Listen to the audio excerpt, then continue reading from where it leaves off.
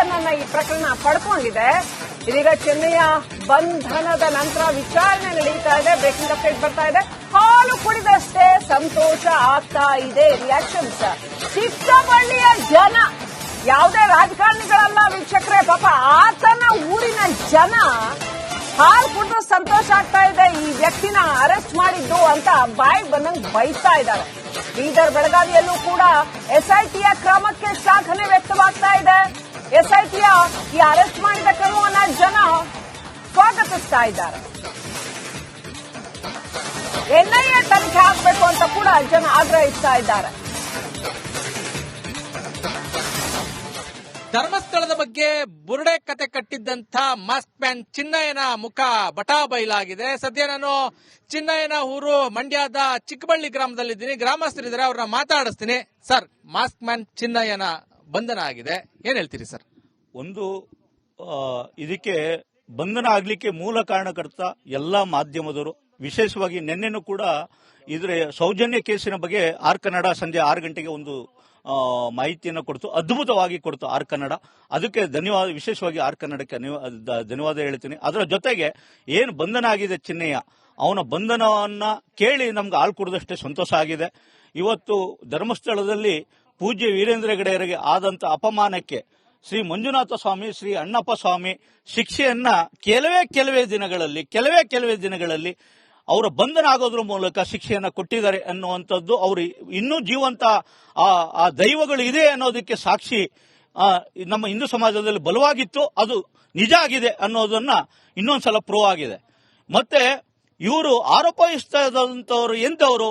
ಈ ಚಿನ್ನಯ್ಯ ನಮ್ಮೂರಿನವನೇ, ನಮ್ಮ ಜೊತೆಯಲ್ಲೇ ಇದೇ ಶಾಲೆಯಲ್ಲಿ ಓದಿದಂತವನು. ಅವನ ಕ್ಯಾರೆಕ್ಟರ್ ಏನು? ಮೈಗಳ್ಳತನ, ದುರಾಸೆ ವ್ಯಕ್ತಿ, 2-3 ಮದುವೆಯನ್ನ ಆದಂತವನು. ಇಂಥವನು ಇಡೀ ಕರ್ನಾಟಕ ಸರ್ಕಾರ ಏನು ಮಾಡಬಹುದಿತ್ತೋ ಅದಕ್ಕಿಂತ ಹೆಚ್ಚಿನದಾಗಿ ಒಬ್ಬ ಪೂಜ್ಯ ವೀರೇಂದ್ರ ಹೆಗಡೆ ಅವರು ಧಾರ್ಮಿಕ ಒಂದು ಧರ್ಮಸ್ಥಳದ ಒಂದು ಸಂಸ್ಥೆಯಾಗಿ ಇಡೀ ಕರ್ನಾಟಕದಲ್ಲಿ 2 ಲಕ್ಷಕ್ಕಿಂತ ಹೆಚ್ಚಿನ ವಹಿವಾಟನ್ನ ಟರ್ನ್ ಅನ್ನ ಈ ಪ್ರಕರಣ ಪಡ್ಕೊಂಡಿದೆ. ಇದೀಗ ಚೆನ್ನೈಯ ಬಂಧನದ ನಂತರ ವಿಚಾರಣೆ ನಡೀತಾ ಇದೆ. ಬ್ರೇಕಿಂಗ್ ಅಪ್ಡೇಟ್ ಬರ್ತಾ ಇದೆ. ಹಾಲು ಕುಡಿದಷ್ಟೇ ಸಂತೋಷ ಆಗ್ತಾ ಇದೆ. ರಿಯಾಕ್ಷನ್ಸ್ ಚಿಕ್ಕಬಳ್ಳಿಯ ಜನ, ಯಾವುದೇ ರಾಜಕಾರಣಿಗಳಲ್ಲ ವೀಕ್ಷಕರೇ, ಪಾಪ ಆತನ ಊರಿನ ಜನ ಹಾಲು ಕುಡಿದು ಸಂತೋಷ ಆಗ್ತಾ ಇದೆ. ಈ ವ್ಯಕ್ತಿನ ಅರೆಸ್ಟ್ ಮಾಡಿದ್ದು ಅಂತ ಬಾಯಿ ಬಂದಂಗ್ ಬೈತಾ ಇದ್ದಾರೆ. ಬೀದರ್, ಬೆಳಗಾವಿಯಲ್ಲೂ ಕೂಡ ಎಸ್ಐಟಿಯ ಕ್ರಮಕ್ಕೆ ಶ್ಲಾಘನೆ ವ್ಯಕ್ತವಾಗ್ತಾ ಇದೆ. ಎಸ್ಐಟಿಯ ಈ ಅರೆಸ್ಟ್ ಮಾಡಿದ ಕ್ರಮವನ್ನ ಜನ ಸ್ವಾಗತಿಸ್ತಾ ಇದ್ದಾರೆ. ಎನ್ಐಎ ತನಿಖೆ ಆಗಬೇಕು ಅಂತ ಕೂಡ ಜನ ಆಗ್ರಹಿಸ್ತಾ ಇದ್ದಾರೆ. ಧರ್ಮಸ್ಥಳದ ಬಗ್ಗೆ ಬುರುಡೆ ಕತೆ ಕಟ್ಟಿದ್ದಂಥ ಮಾಸ್ಕ್ ಮ್ಯಾನ್ ಚಿನ್ನಯ್ಯನ ಮುಖ ಬಟಾಬೈಲಾಗಿದೆ. ಸದ್ಯ ನಾನು ಚಿನ್ನಯ್ಯನ ಊರು ಮಂಡ್ಯದ ಚಿಕ್ಕಬಳ್ಳಿ ಗ್ರಾಮದಲ್ಲಿದ್ದೀನಿ. ಗ್ರಾಮಸ್ಥರಿದ್ದಾರೆ, ಅವ್ರನ್ನ ಮಾತಾಡಿಸ್ತೀನಿ. ಸರ್, ಮಾಸ್ಕ್ ಮ್ಯಾನ್ ಚಿನ್ನಯ್ಯನ ಬಂಧನ ಆಗಿದೆ, ಏನ್ ಹೇಳ್ತೀರಿ ಸರ್? ಒಂದು ಇದಕ್ಕೆ ಬಂಧನ ಆಗ್ಲಿಕ್ಕೆ ಮೂಲ ಕಾರಣಕರ್ತ ಎಲ್ಲಾ ಮಾಧ್ಯಮದವರು, ವಿಶೇಷವಾಗಿ ನಿನ್ನೆನೂ ಕೂಡ ಇದರ ಸೌಜನ್ಯ ಕೇಸಿನ ಬಗ್ಗೆ ಆರ್ ಕನ್ನಡ ಸಂಜೆ 6 ಗಂಟೆಗೆ ಒಂದು ಮಾಹಿತಿಯನ್ನು ಕೊಡ್ತು, ಅದ್ಭುತವಾಗಿ ಕೊಡ್ತು ಆರ್ ಕನ್ನಡ. ಅದಕ್ಕೆ ಧನ್ಯವಾದ, ವಿಶೇಷವಾಗಿ ಆರ್ ಕನ್ನಡಕ್ಕೆ ಧನ್ಯವಾದ ಹೇಳ್ತೀನಿ. ಅದರ ಜೊತೆಗೆ ಏನು ಬಂಧನ ಆಗಿದೆ ಚಿನ್ನಯ್ಯ, ಅವನ ಬಂಧನವನ್ನ ಕೇಳಿ ನಮ್ಗೆ ಹಾಲು ಕುಡಿದಷ್ಟೇ ಸಂತೋಷ ಆಗಿದೆ.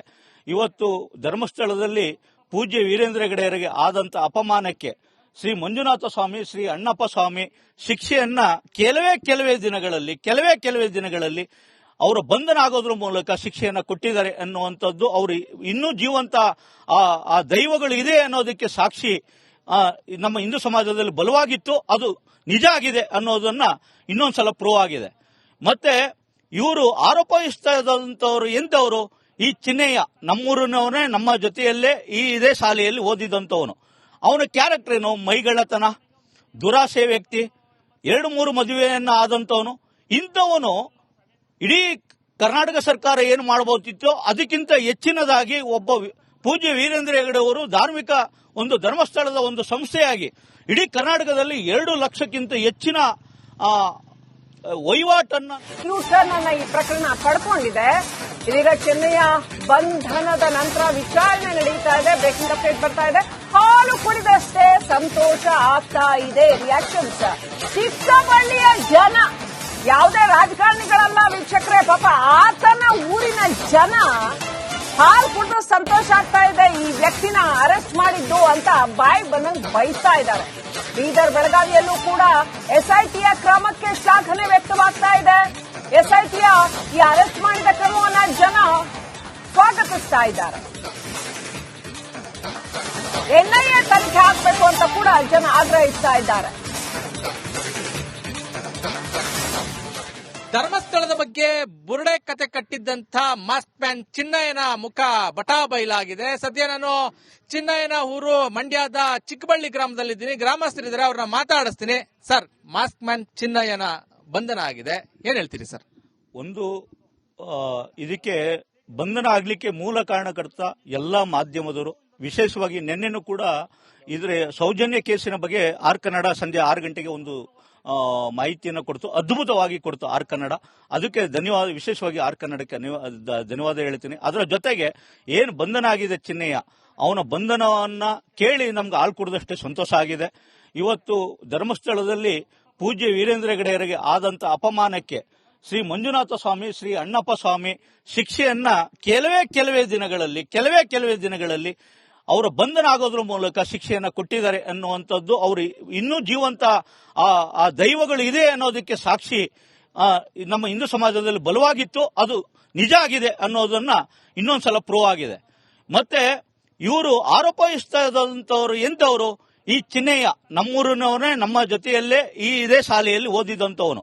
ಅವನ ಕ್ಯಾರೆಕ್ಟರ್ ಏನು? ಮೈಗಳ್ಳತನ, ದುರಾಸೆ ವ್ಯಕ್ತಿ, 2-3 ಮದುವೆಯನ್ನ ಆದಂತವನು.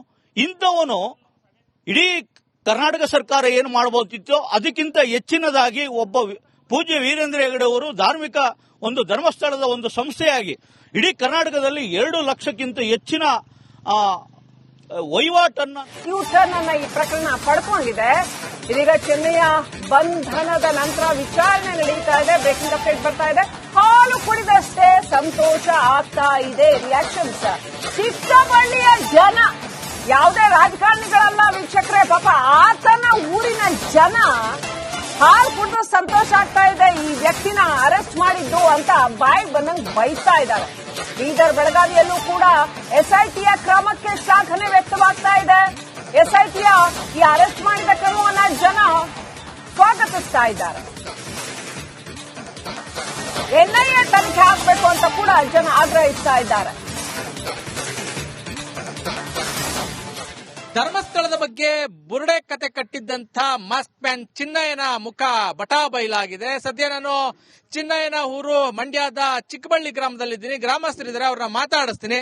ಸರ್, ಮಾಸ್ಕ್ ಮ್ಯಾನ್ ಚಿನ್ನಯ್ಯನ ಬಂಧನ ಆಗಿದೆ, ಏನ್ ಹೇಳ್ತೀರಿ ಸರ್? ಒಂದು ಇದಕ್ಕೆ ಬಂಧನ ಆಗ್ಲಿಕ್ಕೆ ಮೂಲ ಕಾರಣಕರ್ತ ಎಲ್ಲಾ ಮಾಧ್ಯಮದವರು, ವಿಶೇಷವಾಗಿ ನಿನ್ನೆನೂ ಕೂಡ ಇದರ ಸೌಜನ್ಯ ಕೇಸಿನ ಬಗ್ಗೆ ಆರ್ ಕನ್ನಡ ಸಂಜೆ 6 ಗಂಟೆಗೆ ಒಂದು ಮಾಹಿತಿಯನ್ನು ಕೊಡ್ತು, ಅದ್ಭುತವಾಗಿ ಕೊಡ್ತು ಆರ್ ಕನ್ನಡ. ಅದಕ್ಕೆ ಧನ್ಯವಾದ, ವಿಶೇಷವಾಗಿ ಆರ್ ಕನ್ನಡಕ್ಕೆ ಧನ್ಯವಾದ ಹೇಳ್ತೀನಿ. ಅದರ ಜೊತೆಗೆ ಏನು ಬಂಧನ ಆಗಿದೆ ಚಿನ್ನಯ್ಯ, ಅವನ ಬಂಧನವನ್ನ ಕೇಳಿ ನಮ್ಗೆ ಹಾಲು ಕುಡಿದಷ್ಟೇ ಸಂತೋಷ ಆಗಿದೆ.